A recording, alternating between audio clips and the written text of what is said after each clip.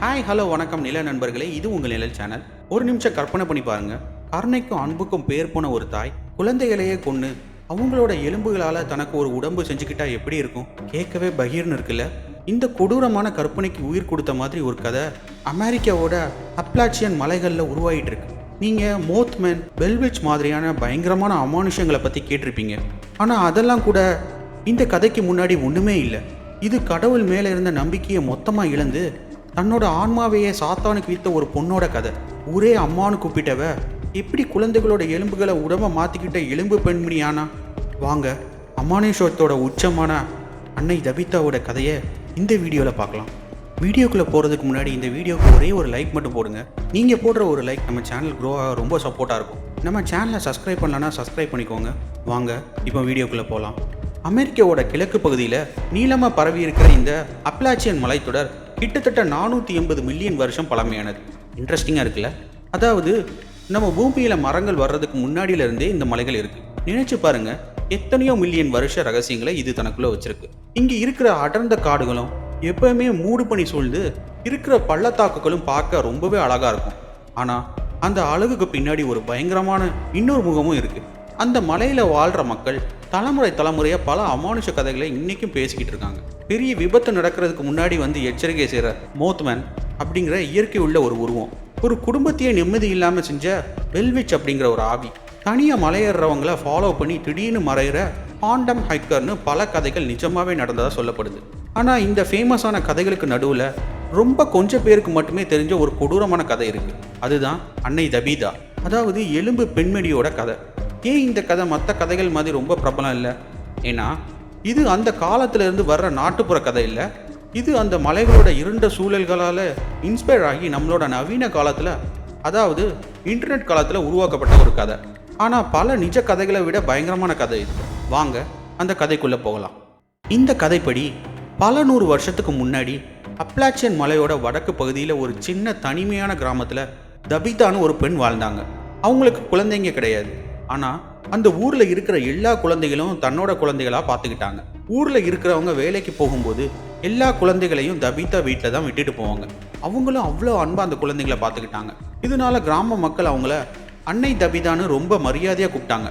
ஊரில் எது நடந்தாலும் முதல் மரியாதை அவங்களுக்கு தான். மக்கள் அவங்க மேலே அவ்வளோ ஒரு நம்பிக்கை வச்சுருந்தாங்க. ஆனால் அந்த சந்தோஷம் ரொம்ப நாள் நீடிக்கல. ஒரு பயங்கரமான நோய் அந்த கிராமத்தை தாக்குச்சு.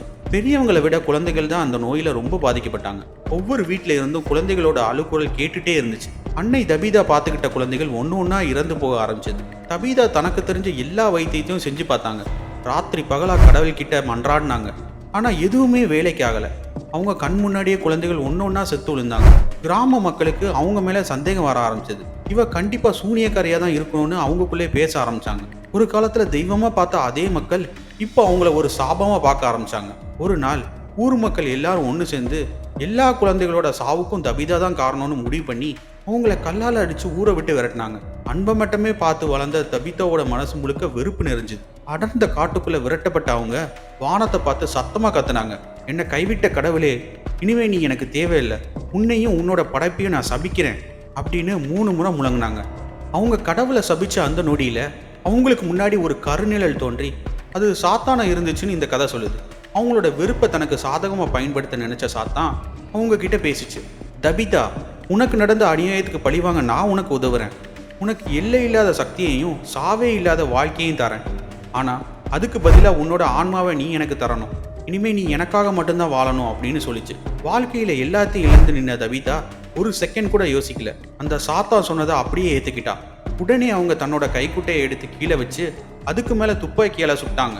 அந்த துப்பாக்கி குண்டுகள் துளைச்ச துணியிலிருந்து ரத்தம் சொட்டிச்சு.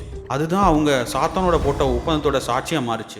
அந்த நிமிஷம் அவங்க பழைய அன்னை தபிதா இல்லை, அவங்களுக்கு கிடைச்ச சக்தி அவங்கள முழுசாக மாற்றிச்சு. அவங்களோட மனித உருவம் கொஞ்சம் கொஞ்சமாக அழிய ஆரம்பிச்சுது. அவங்க இதயம் கல்லா மாறிச்சு. பழி வாங்குற வெறி அவங்கள ஒரு மிருகமாக மாற்றுச்சு. அவங்க இனி குழந்தைகளை பாதுகாக்கிறவங்க இல்லை, குழந்தைகளை வேட்டையாட போகிறவங்களா மாறினாங்க. தபிதா தன்னை விரட்டி அடித்த அதே கிராமத்துக்கு திரும்பி வந்தாங்க. ஆனால் இப்போ அவங்க பழைய தபிதா கிடையாது. அவங்கள பார்த்த மக்கள் பயத்தில் உறைஞ்சி போனாங்க. அவங்க கண்கள் ரத்தம் மாதிரி சிவப்பாக எரிஞ்சுது. நகங்கள் கத்தி மாதிரி கூர்மையாக நீண்டிருந்தது. அவங்க செஞ்ச முதல் வேலை அந்த கிராமத்து குழந்தைகள் ஒன்றொன்னா தூக்கிட்டு போனது தான். அவங்கள தடுக்க வந்தவங்கள தன்னோட அமானுஷ சக்தியால் ஈஸியாக கொன்று குவிச்சாங்க. ஆனால் அந்த குழந்தைகளை அவங்க என்ன செஞ்சாங்கங்கிறது தான் இந்த கதையோட உச்சக்கட்ட பயங்கரம். ஒரு ராத்திரி காணாமல் போன தங்களோட குழந்தைகளை தேடி கிராம மக்கள் தபிதா இருந்த காட்டு பகுதிக்கு போனாங்க. அங்கே அவங்க பார்த்த காட்சி அவங்கள வாழ்க்கையில் நிம்மதியை தூங்கவே விடலை. தபிதா தீயை சுற்றி அரைகுறை ஆடையோட ஒரு மாதிரி நடனம் ஆடிக்கிட்டு இருந்தாங்க. அவங்க கூட சுடலைமான் தலை வச்ச ஒரு விசித்திரமான உருவமும் சேர்ந்து ஆடிட்டு இருந்துச்சு. அவங்க காற்றுல வேகமாக ஆடும்போது அவங்களோட ஆடை கொஞ்சம் விலகுச்சு. அப்போ தான் அந்த மக்கள் அதை பார்த்தாங்க.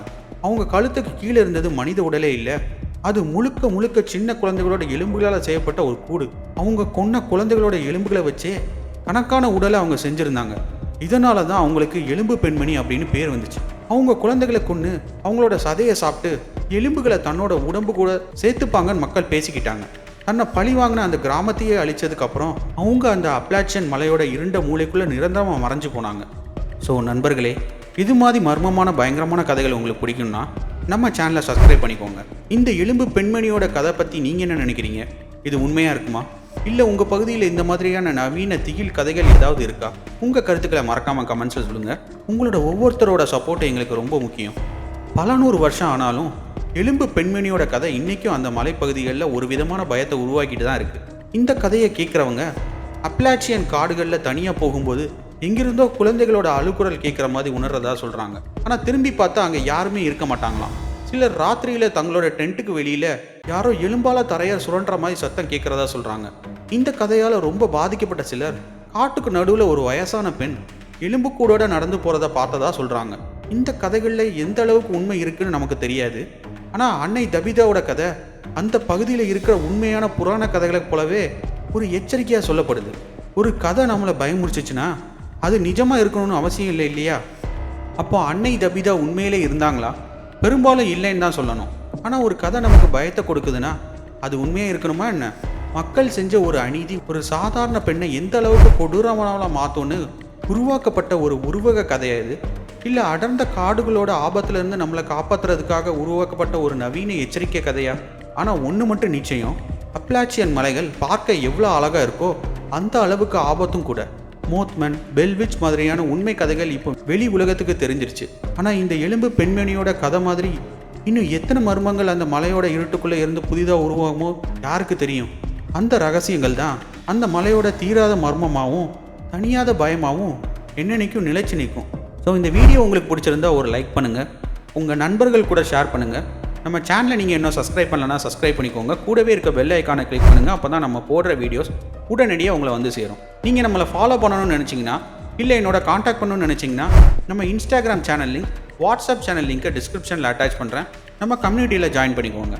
ஸோ இதே மாதிரி அடுத்து ஒரு ஸ்பைன் சில்லிங் வீடியோவில் நம்ம சந்திக்கலாம். அதுவரை இது உங்கள் நிழல் சேனல்.